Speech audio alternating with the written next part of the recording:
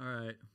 Welcome to the Real American Grit podcast. I'm Tom Howard. We're dealing with contracting business owners and operators who have really been in the trenches, who actually turned wrenches, who have signed their own checks and risked everything that they have to make it happen. Some of them are still running their businesses, and some of them are trying to sell it, and some of them already have and live to tell the story.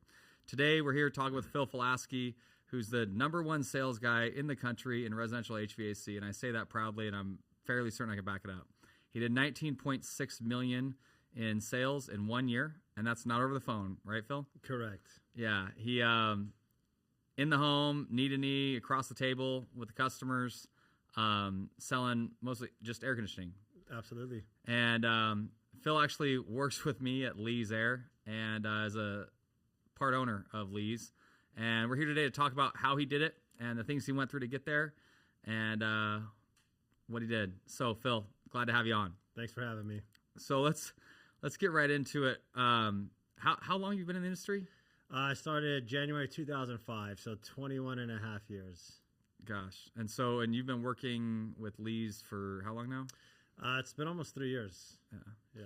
Well, and it was, I think your record-breaking year was 2024, right? Or was it 2025? It was 2024. Okay, so 2024 was 19.6. And, and just to be clear with you, you would have done more, right? By the end of the year? I could. There was ways for me to do more, yes. Yeah, but at the end of the year, we kind of pulled back on you. Could you tell that story, why we did that? Yeah, so, I mean, we had a few reasons to do it. Number one was to get me out of the field, to get more involved with growing other technicians and other supervisors. So that was my main thing, to start focusing on building a sales program for Lee's across all of our platforms. Also, I got pretty involved with the plumbing department as well, which we've seen them grow, I think, almost 50 to 60% since then. So we're just focusing on the overall business and getting the sales up from everybody and not just myself. Yeah, and just so if your operator's on here listening to this, it's really cool to hear Phil's story. It's awesome. We're going to get deeper into it, but I want you to know, you don't want to have one salesperson in your company that does 19 million in sales and then a bunch of other people that do 2 or 3 million a year in sales. Anyone that, first of all, if you continue to own it, that's scary, because if that person leaves, you're in trouble. Number 2, if you go to sell your business, people look at that as a massive risk. And so you probably want to be careful about that. And they're not going to want to pay as much for it because they're worried that that's a huge risk that person leaves. And you just want a more solid business and consistent. You don't want an issue if that person goes on vacation. I can tell you, every time Phil went on vacation that year, I was sweating.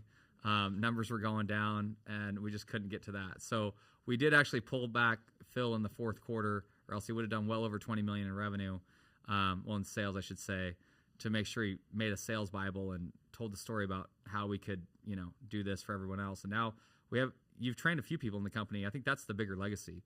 You've trained a few people in the company that are doing well now, people over 5 million in revenue. Yeah, actually, that's what I want my legacy to be. I mean, it's nice having these high-performing years and these records and, the money that came along with it. But, yeah, at the end of the day, all that matters is what I can do for my people. So, I help people grow constantly, even in Vegas the past few months. I mean, we've been building a team here. As you know, we've been growing very, very fast here. But yeah, some of these guys, their average tickets were 15, 16,000, and now they're already in the mid-20s. And that's in Las Vegas, one of the most competitive markets. And I've worked in every one of our markets, so I can tell you it is the most competitive. So. And just to be clear, at Lee's right now, we've got a few markets: Sacramento, Fresno, Los Angeles, Phoenix, Arizona, Vegas, Dallas, Houston, Austin, San Antonio, and what's the last one? Oh, Oklahoma City. And Phil's running around like a chicken with his head cut off, trying to keep these things going. So can you tell us some of the stories about when you're trying to manage teams like that? So right now, you talked to me earlier today on the way in, and you're like, we had an issue. It was actually Fresno slowing down. What do you do when you go back there and you're... Well, it depends, right? So I'll give you an example of what's going on this week. So Fresno gets overwhelmed with calls, which is every company's dream come true. Yeah. I mean, it was my dream when I woke up Monday morning. I'm like, yes, book it out Wednesday. We don't have time for the 7-year-old no-cools and stuff. We only can do 15 plus. And then, these guys are they start looking for laydowns when it gets easy, and they forget the basics, and they forget how to sell. So, like for instance, Monday we had probably 25 10 plus demand calls, and we sold 44 grand. So obviously I was a little frustrated with that because I was knee deep in Vegas, dealing with the board in Fresno. So I started making calls, seeing what's going on, and I picked one person in particular. I'm like, hey, we're going to walk through all these calls together. You're going to get me on the phone with the homeowner, and we're going to see what's going on with this. And actually I just started that today. Yeah. And we were already $63,000 in 3 calls. So the problem that I find was people aren't sticking to the basics. So every time, I swear, every time I go out, I have to just go back to the basics nonstop. There's no silver bullet for sales. It's not some fancy rebuttal or objection. It's sticking to the basics, and it's the process. So every time I have to go back to the process and making the homeowner sell themselves on the unit because we can't sell them on the unit. So that's the process that I've come up with in detail, the psychology behind it and everything. And we typically just have to go back to that. And then sometimes I have to go in the field because I ask them, like, hey, if I was out there, you think I would have sold 5 or 6 today? Oh, I don't know. It's pretty hard. I'm like, okay, I'll just show you. So then I go out there, and then they have no choice but to start self-reflecting as well. All right. Well, so a lot of people are going to want to know, they're like, how's he doing this? Because everyone's doing the math. How many calls you have to run a day in order to do 19 million in sales? And really, he really would have done like 22, 23 million. It was nuts. I'll break down the math for you. He was clearing and honest, this is not, I've pulled up the numbers. People have questioned me on stage. Is that really true? I put it up there. We put it on stage at Pantheon Service Titan User Conference, and they were at like, I think you're at like 17 million, 16, 17 million at that point, but it was going into, or 18 million. You were going into September at Pantheon. Mm-hmm. So we had a few months left in the year. And it's Q4 that we pulled you out and said, stop, just start training the team. But he did $26,000 average ticket on residential retrofit repair replacement. Well, he was just doing replacement leads. By the way, at the beginning of that year, just so we're clear, Phil was only running maintenance calls for months on his own. And it wasn't flip leads getting flipped to him or anything like that. On the first, I sent him on 7 just to test. We found 7 maintenance jobs, and that are typically, you go out, you're cleaning coils, you're, replacing air filters on an air conditioning system. And we sent him on 7 on his first 2 days. And he goes out and he sells 6 brand new air conditioning systems. Now, granted, we picked only systems that were over 10 years old and said, look, these are some premium calls. These are, getting ready for replacement time. But by the way, when I sold, and I ran maintenance, I've never sold a unit on a maintenance ever in my life. He sold 6 out of 7. So if you're at home doing the math, it's $26,000 average ticket. He would have to sell 3 systems a day, 5 days a week for basically the whole year. The truth is, Phil doesn't really work 5 days a week. I don't. No, it was Saturdays, Sundays. He didn't care. It didn't care if we called him at 9 o'clock at night. If I call him at 9 o'clock at night, I'm not the one doing it, but if it was a dispatcher calls him at 9 o'clock at night with a job that's, 16 years old, and it's down, and it's on a Saturday, and both decision makers are home, Phil was like already in the truck on the way before like they got off the phone, and he was taking it. And so it just hustled and hustled and hustled. So think about that level. But now let's talk about what it takes to get to that point. I remember you walked in and started talking to our staff, and you started telling them that high performance is not a job, it's a lifestyle. Can you go into that and the way you talk to them about that? And yeah. So first off, I want to say, if you're doing $8 million a year, that's a very high performing person, and you're making good money. So anytime I get into my training, I have this conversation with my guys. I'm like, hey, why do you get up in the morning? Like, what's your point of doing this? Oh, by the way, we didn't have anyone doing $8 million a year at that time. We had like 2 million, 3 million, 4 million. I think we had one. One was about 5 million, then he quit pretty quickly after Phil came out. Yeah. And by the way, that time that I went and sold those was considered the worst time of the year to sell air conditioners. So yeah, it was January. No, it wasn't January. It was a much worse month than that. Yeah. January is pretty good. But yeah, so it has to. So I need to know the why, and it can't be money. So let's be clear about that. If you're going to be a high performer like that, it can't be about money. Because if I'm doing $9 million a year, you know, you could be making $900,000 a year. Like, you can live off your of personal income, if you're getting 10% commission, $900 you a can year. live, anybody can live off of that. Yeah. So what's the point? I'm What's the point of doing $20 million? You need to make $2 million a year? You don't. So it can't be about money. So that's number one, right? So there has to be a bigger reason than money. When we all die, like, we're not gonna be like, oh, I'm rich, I'm dead. Like, we want to look back and say, this is what I've done and this is what I've accomplished. So I would say that's the biggest rule. You can't make money your biggest motivator. But yeah, it's a lifestyle. So when I go to sleep is very early. When I drink is never. When I smoke is never. And I'm always ready. I'm always ready to go.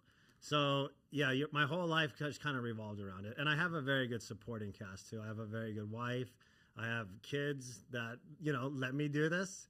Even though it's not their choice, but they're very understanding. And by the way, I have 2 teenage girls who love to show me off and respect me. They want me to go speak at their schools. And these are seniors and juniors in high school. So, you know, that kind of thing is what keeps me going. So yeah, so you were waking up at 4 a.m. at that point every day, going to the gym. I was, yeah, and then coming to work, and yeah, eating very, very well, as you know, Tom. Yeah, you were eating very well compared to me.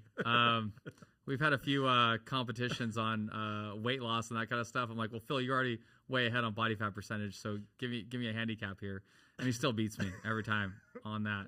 I mean, I'm eating French fries while he's talking to me on the phone about it. And I'm like, well, I should probably put these down. Yep. But so you're at that point. I remember you came in and talked to the sales team, and I said, look, you know, we got to train the rest of them. And you basically told them high performance is lifestyle. And you kind of went off at that point. And you said, look, I don't want you drinking. I don't want you this and that. And I'm like, I don't think you can do that, Phil. I don't think this is legal to say to our team. And you did. You pushed it, and they started realizing it. But then it was incredible to me to watch. Like, you went out there, and you started selling, and it kind of blew them away because they came up with all these ideas about all the things that just the calls that suck and the leads aren't great and every other, you know, excuse I've heard under the sun. Time of the year, the urgency's not there. Yeah, the politics, you know, the changed, and now they're afraid that so and so got elected and they're not going to spend money. I mean, everything. But you went out there and you would just say, okay, well, give me your bad calls. I saw you do that, and let them pick the calls that you would run for the day. And then you sold them all out under the table. It was just like, you're done. I was finishing out, like, when I was really, really heavy into training, which was really, really last year, when everything was just not about 2025. me. Yeah. It wasn't about me anymore, right? It was all about my guys. Yeah, I would purposely set myself up with 3- and 4-year-old calls. Yeah. It'd just be like, so this is how you handle these ones. This is how you handle these ones. And it always comes down to mindset. Right, yeah. You have to be prepared, and of course, sticking to the process that I've created over many, many years. So yeah. So we're going into that. You're training them. You're going out selling like crazy, and it was awesome to watch. I mean, I literally got a phone call from the general manager. So I wasn't in. Phil was working in Fresno, California, and I wasn't in Fresno. I lived in Vegas, and I own companies in other places. And the general manager of Fresno calls me. And I told him, I said, hey, man, I'm sending someone your way to try to help with the sales side. And after a few days, he called me. He said, I thought you were going to get like a draft pick or a second-round draft pick. He's like, you just sent me Peyton Manning. I was like, yeah, he's killing it. So, and it really did. It pretty much single-handedly turned around that location in a month. I mean, it was unreal, something that blew my mind, and that's why Phil has a lot of equity in Lee's today, and I think that's critical, and that's for another podcast another time. But we can talk about equity. But going into this, what are the things that you did when you actually go into a home? What are some of the key mistakes that salespeople make when they're going to the home and they're trying to sell and it's just not working? Well, I think there's actually a lot of things, right? So let's say this is the problem we're dealing with now, so it's easier for me to explain it. So let's say I go into a call and, like, I know that there's a leak in the system, right? The refrigerant's low, so there's a leak. We know that. The homeowners don't know that. So if I go, yeah, you have a leak, I found it, it's in your coil. Just add some refrigerant. That's what I'm thinking. If I'm a homeowner that doesn't understand air conditioning, I'm like, well, just pour a little more coolant in that. It just ran out of coolant. Yeah, that could be it. So these guys are going in there and they're being too quick to react to their objection, which is absolutely the worst thing you can do. Like if they say, no, just fill it up, or like, how much is it? Just tell me how much it is. Like you have to calm this situation down. So when people are too quick to react, it starts making them defensive. So if I go to your house and you have a leak and I say, oh, you have a leak, I looked, it's in your coil. It looks like your coil is going to have to get replaced. And, that affects your compressor. So you're kind of looking at just replacing the whole thing. Whoa, hold on. Well, how much does that cost? And then what do I say from there? Like, they're like, well, it depends, Sometimes it's, it could be like 10,000, 20,000 and stuff. You've already completely lost a homeowner. So instead of doing it like that, we have to start bringing these people's emotions up. Then we have to bring them down. Then we have to bring them up again. Then we have to bring them down. We have to at some point get to logic, right? So you say bring emotions up. You're telling them there's a leak in their coil, right? So I'm not telling them that yet, actually. Yeah. I'm not even going to get into that yet. Great. So what would you do if they're making that mistake and they're going down, Mrs. Jones, found a leak in your coil. Here's what we got going on. What are you doing instead? I'm saying, hey, I just took a look at your system and you're low on refrigerant right now. Okay. Then they say something like, what does that mean? Yeah, it means there's probably a leak in it. I still have to check around. Usually they're in the evaporator coils because they get rusted and there's vibration, and they're sitting up in the attic. So that's probably where it's at. Usually means it have to be replaced, but I'm not exactly sure. I still have to do my due diligence and figure it out. Well, how much is that going to cost? Well, it just depends. Let me go take a look at it, and once I'm done, we'll figure out the best way to take care of it for you. Okay. So if I tell them $4,000, what are they going to say? Yeah. Oh my gosh, that's a ton of money. Yeah, thank you. Get out of here. Like, okay, You're trying to sell me something. Yeah. Which honestly, nowadays, replacing a coil for $4,000 is probably cheap. Compared to what? It's like $7,000. Yeah. You got all these high efficiency coils coming out and crazy stuff. So anyway, that's fascinating. And by the way, I've seen Phil's sales pitches. It blows my mind what he's doing and all the psychology behind it that he's thinking about. So basically, you're saying you've told them there's a leak and you've got to do more diagnosis, which is really. I told him there was low on refrigerant initially. Low on refrigerant, right? Because you don't know it's leaking. It could be that the guy just didn't charge it properly previously. Realistically, it's probably leaking. It definitely is leaking, probably. Yeah, yeah. You don't want to tell him that. Yeah. So, at that point, you're leaving the situation, then you're letting them calm down. You're saying, like, bring that emotion down. Oh, for sure. And they got to start thinking about it, right? Like, oh, so he said there may be a leak, honey. What's going on? Or maybe there's only one person home, which typically there's one person home, right? Someone's at work. You're not at home right now. I'm not at home right now. My wife's at home right now. So they're going to start making phone calls too. So, oh, it's a one-legger. It's a one-legger. Yeah, I know every call's a one-legger, guys. Like, we know that, right? That was one of the biggest things when I was a sales guy. I was freaking out about the one-legged calls. And they always told us to go and ask the question, is there someone else that needs to be here to help make the decision? I can't tell you how awkward that was. Insulting. Especially when you're talking to a woman, because then you're like, oh, you need your husband here. Like, you're insinuating that they need a man to come make a decision with them. It's terrible. You don't want to be asking that question. With men, it's also insulting to them. It's like, oh, can you make a decision without your wife here? Like, that's basically what you're saying when you're saying, hey, can you have a site? Is there anyone else that needs to make the decision? I hate that.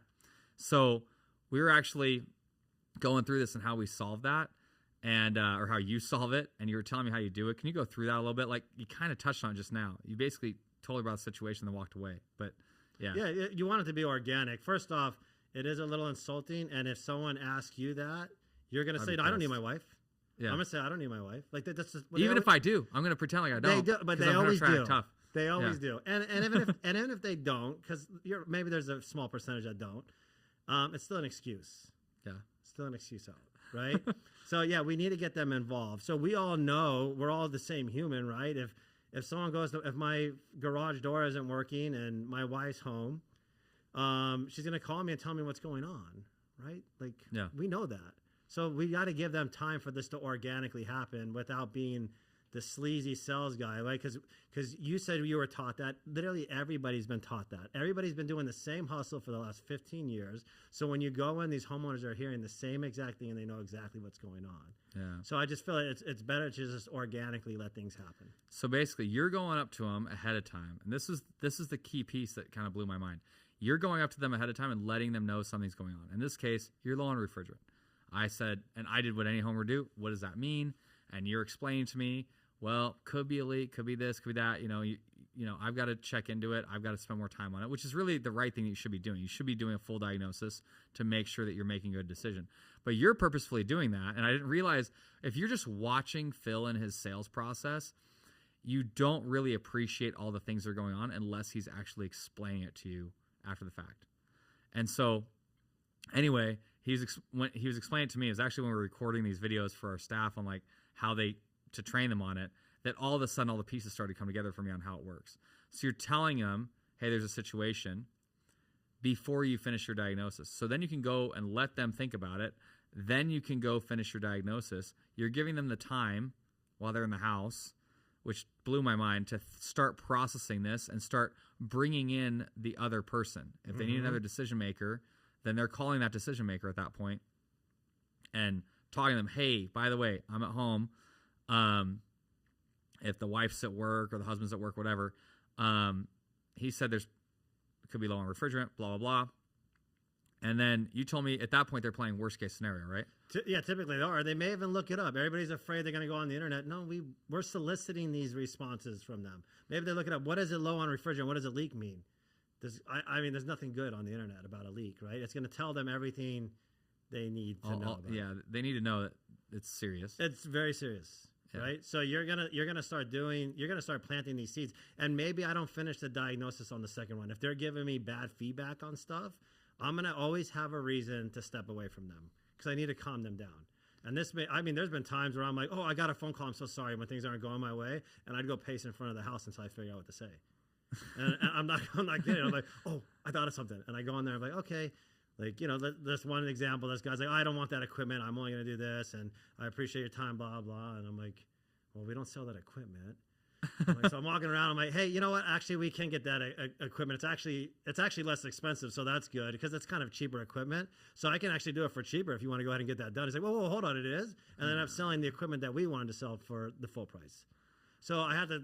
Sometimes you just need time away to think about things. You don't always have to have an answer. If you have an answer right away, you kind of look like you're full of crap too. Yeah, it's like you've rehearsed it, and which most of these sales guys do. They're going down the street. I was literally taught that. I'm listening to the tapes and everything back in the day, and then that kind of ages me.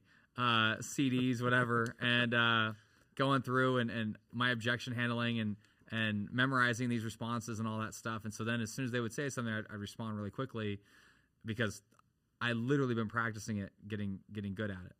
So a few of the things that you talked about is, so you left, you let it calm down, then you're coming back, and you're talking to them about the situation and what's happening.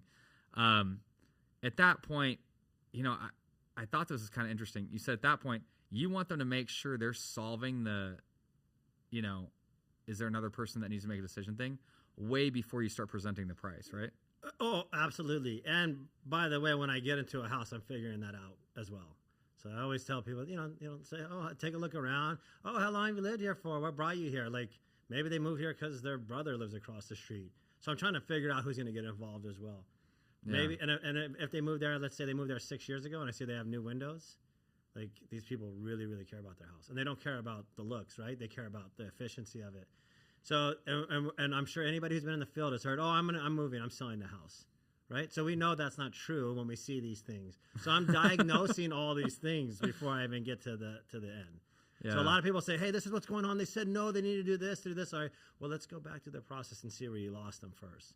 Because if I lost them at the end, I'm not saving it. There's no way I'm saving it. Yeah, you told me, you said, Tom, if you get to the very end and they say, well, I've got to talk to my wife about it, or I've got to talk to my husband about it, you're done. Right? You can. What's the great response? You can go look on YouTube right now. They're going to give you a million answers for it. Good luck. Let me know how it works out for you. Yeah. Because it's never worked for me. So you said basically what you told me was that you're trying to get the objections before you get to that point where you're presenting the price. Absolutely. And so in this case, you've told them that there's a situation with their system.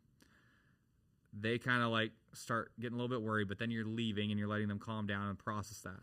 And which was really fascinating for me because I realized when I'm sitting in front of the homeowner, if the first time I start talking to them, it was when I have all my ducks in a row, which is what I used to want to do, right? I would go and try to figure out everything that happened, and I build my 3 or 4 options, right?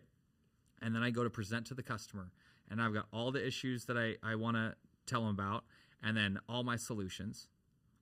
And what I didn't realize was I'm giving them this problem, and they're getting sticker shock, and they're freaking out, and everything else, and they're on the defensive, and it's like, you got to make a decision. I mean, here's the problem, and here's the solutions. So you're saying you're giving it to them, you're leaving, you're coming back down sometimes, giving them more information. Hey, I did this and this and this, and now I need to go, assess some things. And I've seen you too. So one of the craziest things, because we always used to say, what should we do about this or whatever, we put it in front of them and offer it to them. And I've seen you present, and you basically say, well, there's this issue and this issue and this issue. And then you just get quiet. Yeah, I'm the professional here. I'm not a sales guy. I'm a professional. Let's go back to what you said, because I think this is very important for anybody who is out in the field. Like, you come in with your options and you present them. Yeah. So what if they say, I need to think about it, or that's too much, I appreciate your time? There's nowhere to go from there. You have everything already presented in front of them, like on service tie-in or something. Like, you literally have trapped yourself with no way out. Yeah. So there's no way I'm ever going to do that, by the way. There's just absolutely no way. I know why they're not buying. There's two reasons why homeowners don't buy. I think anybody can relate to this. So either they don't trust you, they don't believe what you're saying, or it's too expensive. We all know that, but we need to talk about it. We need to have an open, honest conversation with the homeowner about it. So knowing isn't enough. We have to get them to start talking about it. So if I present options, I won't do it directly on the iPad. I'll write something down. And this gives me time, another 20 or 30 minutes to stay with them, even after they tell me, which they're always going to say at least once, I appreciate your time. It gives us something to think about. We're going to hear that probably almost every time. What do you do, though, when they say that? You say, oh, yeah, I understand. Yeah, okay, I still have to fill everything out. And then I'm going to sit there and start filling everything out on my service tie-in. I'm going to be very quiet. And typically what's going to happen is they're going to feel a little awkward, and they're going to start asking me questions. So what were you saying about that other unit first? About that Daikin unit? So what makes that different from the Bosch unit? I mean, I know it's $4,000 less expensive, but what makes it different? Okay, yeah, let me put this down. Yeah, so then I'll go back into explaining it again. So I need to go back to building value again. Everybody has been trained since the beginning of time to not say yes right away to a sale, right? Yeah. Everybody. No one likes salespeople. So we've all been trained since we were kids. Our parents, everybody, they just say it right away. Yeah. It's a defense thing. So we just got to calm things down.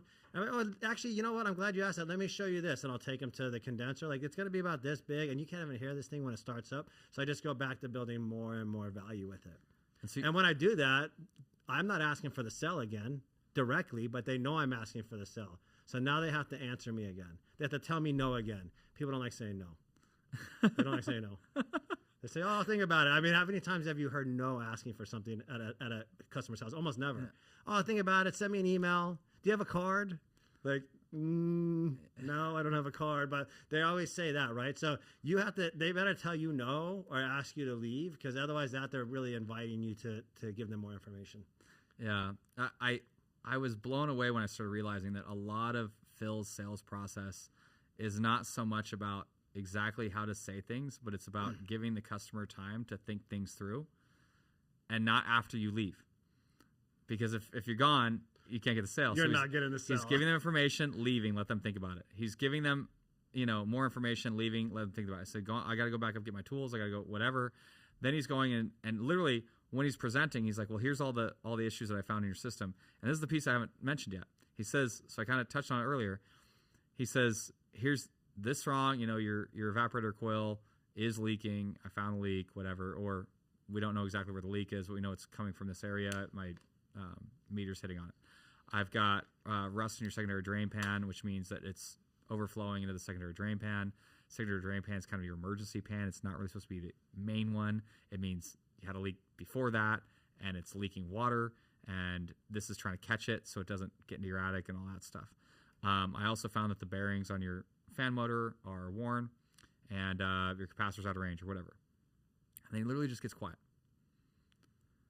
And you told me, you're like, Tom, if you just sit there quietly, and you told me too when you had people on ride-alongs, you told them, one guy specific, I won't mention his name, he gave him a sock and said, stick this in your mouth and don't say anything. We're in the house. They get so excited because they know what they're going to say. Like, oh, let me say something. I'm like, oh, God, we already know. Come. down. Let them say it. Like, I need to think about it. I need to, like, they're so quick to try to react, you know? Yeah. But yeah, I'm like, if you talk again, I'm literally shove the sock in your mouth. Yeah.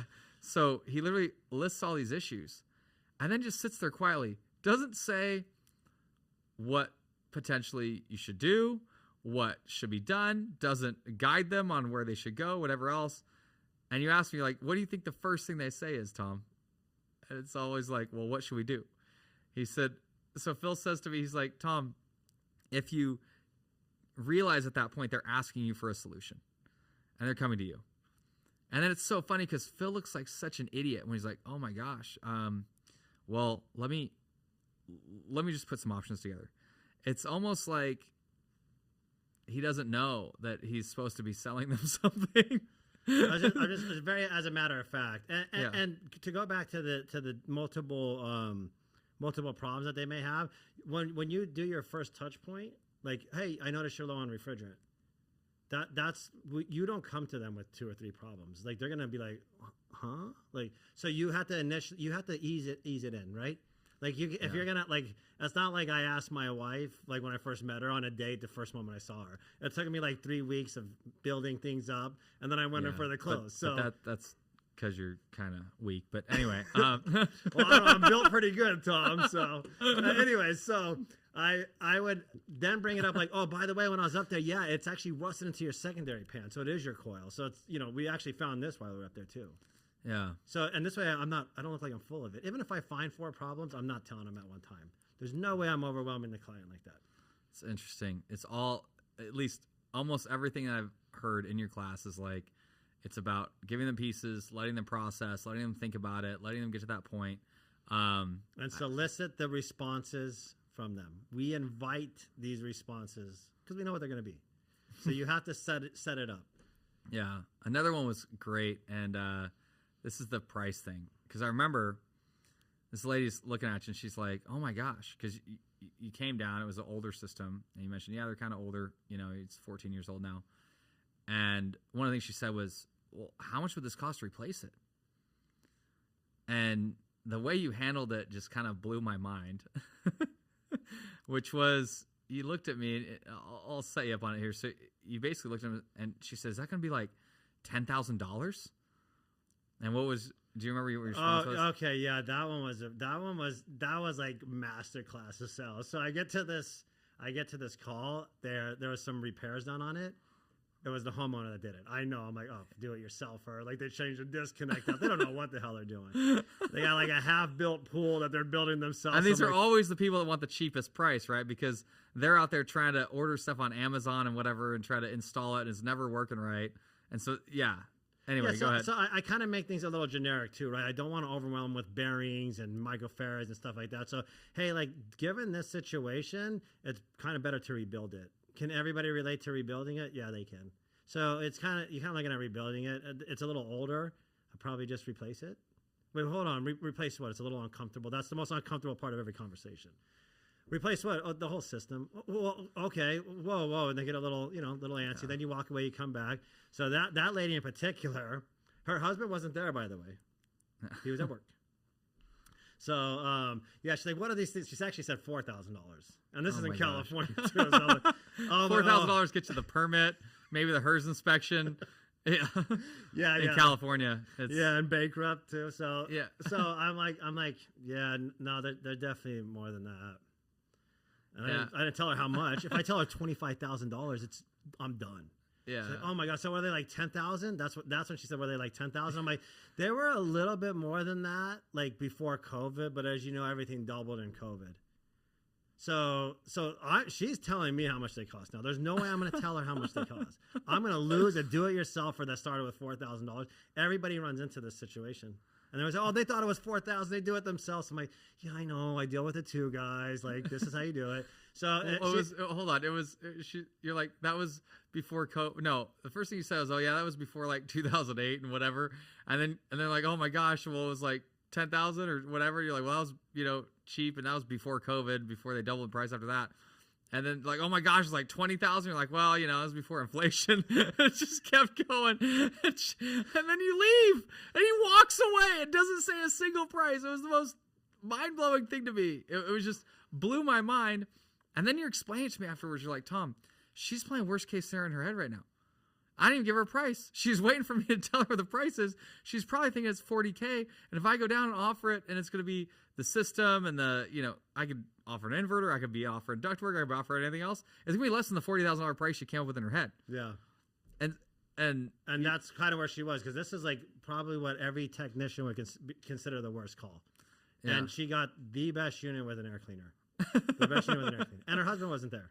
Yeah. So. And it's so funny because I would have left that thinking, oh my gosh, this is a do-it-yourselfer. She thought units were $4,000. There's literally zero chance I would have closed that deal. I'm just looking at it like, oh, this sucks. Worst call in the world. Terrible customer. I can't do it. Why can't I get the best? Oh, I get a 15-year-old no cool finally, and this is what I get. And, like everything's perfect. So one thing I always tell my guys too, hey, if you're looking for the best calls and the best clients, and that's what you need to sell, I don't really need you. I'll just get some order takers from McDonald's, and they'll ask, this is a funny thing you told me too, would you like ductwork with that unit, right? So like I need skilled guys, and that's why we pay you guys so much money. I need you guys to do the calls that no one else can. But if I just needed order takers, I don't need to be paying you guys $500,000 a year. So we could just send them a link on email. Yeah, for sure. Pick the one you want, and we'll come out and install it. Right. So I have to remind these guys all the time, right? Yeah. Are you a salesperson or are you an order taker? If you're an order taker, that's fine, but I'm not paying freaking 10% commission to an right, order or taker. 12 for some of these guys. Yeah. 15. Yeah. So. Yeah. It's ridiculously high. Yeah. So we're going through this. Can you give me like at least one more objection handling scenario? So let's just say, let me give you another objection. My brother said that he got his installed for a lot cheaper. Oh, okay. Yeah, when did he get it done? I don't know. It was like 6 or 7 years ago. Oh, okay, yeah. Yeah, does he live close by or? No, he lives in Arizona. Yeah. Yeah, I mean, the laws are a little different in California and Arizona. I'm sure we have to deal with the politics out here and all the taxes and everything. So, do you know how much he spent? I think it was like $12,000. Okay. Yeah, that sounds about right. I mean, they're probably like 16 or 17,000 there now after the last 7 years or so. But yeah, they've always been a little bit more expensive in California. We have a lot more permits. We have a lot more inspections. It's California, right? So we do have a little bit more costs that go along with it. It's just kind of how it is out here. Is anybody going to argue anything to do with California? No. When I went to California, the prices are very expensive there, guys. Very expensive. Like, we can't raise them anymore in Fresno. There's no way we can. So, like, when I went out there, I was looking at them like, wow, these are $10,000 more. And I would always just go to, it's California. You know how things are out here. I never get anybody that argues that. I've never had one person argue that. It's almost everyone in California knows, like, our state sucks. Right. I mean, I know I was out there and I wouldn't even take home half of my check. So you got to imagine, like, people understand that California is a very, very... Yeah. If you look at it, because I had a separate company. Now I have a company in Vegas, or we have a location in Vegas for leads, but we had a different company in Vegas. I had a $3,000 lower average ticket. My installers made more money because I could pay piece rate.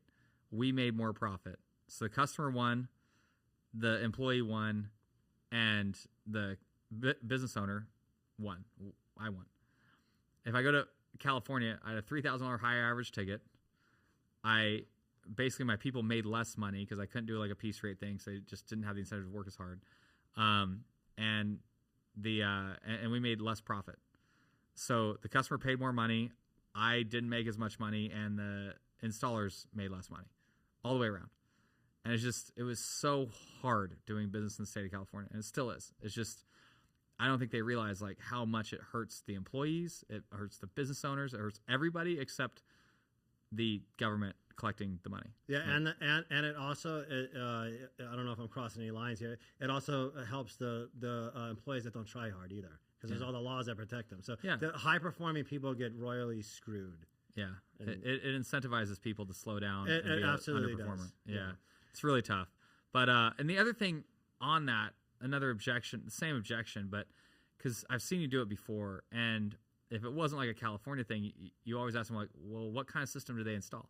Absolutely. I'll start asking questions so they realize they don't know what they're talking about. Right? So if they start saying, well, I don't know. Oh, do you know what ton it was? No, I'm not sure. Okay. Well, things are sized a little differently out here too. Do you know if it was this inverter one that we were talking about, or was it like this basic one? Yeah. Well, or they say like it lives in Maine or something. You're like, well, is it an oil burning system or is it a furnace? You or just like, keep asking them so they realize. Another thing I want to just, because every time I do these sales meetings with, even at service time, I get a line of people that ask me almost the same questions every time. So we'll address those too, which is, what do you do when they're shocked when they see the price? I'm like, well, what do you mean? They're going to be shocked when they see the price. Like, you want me to tell you, build more value and they'll never be shocked. They're always going to be shocked. So that's why we have to calm things down. Like, we have to get past emotions to get to logic every time. I've seen you do it with price objections. I'm like, oh my gosh, it's really expensive. You're like, and I normally I'd be like, oh yeah, well, we do this and this. I'm trying to build value. And you just leaned into it. You just looked at her and you're like, yeah. Always. So, I just move on. You're like, yes, it is. I mean, it's just, if I go to a nice steakhouse and I get the menu, like, my gosh, this is expensive. You don't hear the waiter like trying to like, oh, maybe we could give you a discount. Maybe we should. Oh, no, it doesn't happen. You're just like, yeah. And at that point, you felt so human because I'm looking at you. I'm like, yeah, any person looking at a $20,000 price tag, I don't care if it's a $10,000 price tag. You can't buy an air conditioning system replacement anymore with a company that's profitable for $10,000, at least, especially not in California. No, you can't. You're going to go bankrupt. There's no way you can, yeah. But $10,000 is a ton of money. It is. To almost every American. Mm-hmm. $20,000, ton of money, no matter what. They're gonna say as expensive as $5,000, $10,000, $15,000, $20,000, $50,000. They don't care. Yeah. It's gonna be expensive. It is. And for you to act like it's not, it just shows you're like disconnected and delusional and whatever, and you're getting defensive. And instead you're just like, yeah. Well, which one do you like? You just like move right onto it. You have to agree with the home. Don't fight with the home. Don't argue with them. Don't fight with them. Don't contradict them. Whatever you want to call it, don't do that. You always agree with them, and you guys are always working together. Always. Yeah. And you're right, it is expensive. $1,000. Like, do you want to spend $1,000 on something at your house right now? Like, that you don't get a look at? Like, let's say a sprinkler line? Like, you don't want to spend $1,000 on that. So, well, I have fun when contractors come to my house. I had one come today because I'm getting some stuff done on my house, as you know. I'm like, what? That's so expensive. Babe, this thing's expensive. He's like, huh? I'll take that one. I'm like, by the way, if I were you, this is how I would have presented. Because how you present options with pricing matters a lot too. Yeah. So I was like, hey, just so you know, like, hey, I've given a few sales classes and stuff like that. I would have probably done it this way, and I would have said yes to this one in a second. But you made me guess what you were presenting to me. Yeah. He didn't listen to me, but I told him anyways. Well, for those that do want to listen, Phil and I talked about this. We made a class called Real American Grit University. And it doesn't just talk about sales, but marketing and operations and leadership and pricing and that kind of stuff. But one of the key pieces of it is Phil's sales training. We took the sales training that Phil has used to train all of our staff. We have several people now doing over $5 million a year in revenue in sales at several different companies. He had one person that literally he brought on. We had a top person that their employment with us was terminated in May. He said, we're going to the busy season. We're going to the summer. I need to bring on a salesperson. Brought on a sales guy with no previous sales history. It was just one of our maintenance techs that could not sell anything. And he said, give me him. And by July, that guy had $1 million month in July. Right. And I was blown away. So we took that training and we put it into Real American Grit University. There's going to be a link attached to this podcast. You can go and look it up. Or you can go look up Real American Grit University on Google and sign up for it. And it's a monthly cost. You can sign in. Phil's got, first of all, there's 245 videos on the whole thing right now. As of today, there'll be more in the future. But Phil's sales training goes through, I think, 30 videos on all the things you did. And then in addition to that, he added an entire sales huddle series. So you can have a sales huddle each and every day and go through one thing to learn another objection on how to handle it. It's great. Got an entire learning management system so you can track which one of your salespeople has actually done the training. Did they answer the questions properly? There's quizzes and tests and things to verify they're actually learning it, and you can help your staff. So anyway, highly recommend it. It's a shameless plug on our end for Real American Grit University, and Phil will make sure that you get everything you need on that. Yeah, please do that because I got a lot of people They're trying to like. I'll get text message. Hey, can you meet with someone like even out of the country? Like, hey, do you have time? They'll pay you for this. And now I got to finally say, actually, just go on Real American Grit, please. Like everything you need to know is on there too, because it's a lot of people calling me. And actually, there's more on that than I can even remember if you guys call me randomly for like an hour. So. Yeah, and even then, if you don't have an onboarding system for your employees for training, go get one. Even if it's not Real American Grit, with Real American Grit University, you can go ahead and you can, there's an upgraded option where you can actually white label it and make it your own. And then you can add your own videos. So it's going to come pre-built with all the videos that we have on that we use to train our people at Lee's.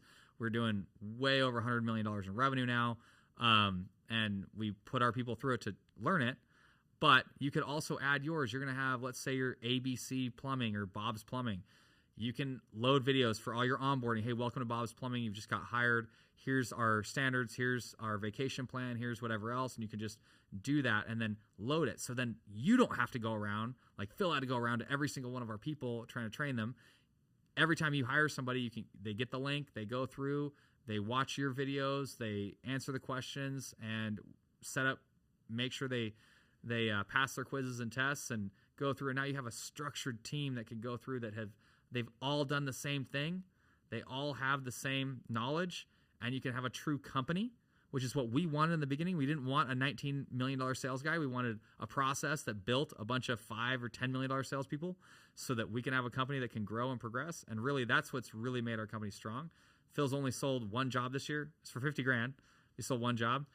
Actually, I sold two today. So two today. Yeah, it was 55. It was like 60,000, like not that long ago. Well, we're 5 months into the year, and you've only sold a few jobs because you had to run out and just to prove that you could. Right. But no, our whole company now is way over 100 million. We should be pushing 150 million in revenue this year, without Phil running in the field doing all this stuff. And we want to bring that to everybody else. Real American Grit University is the way to get it. Thanks, everybody.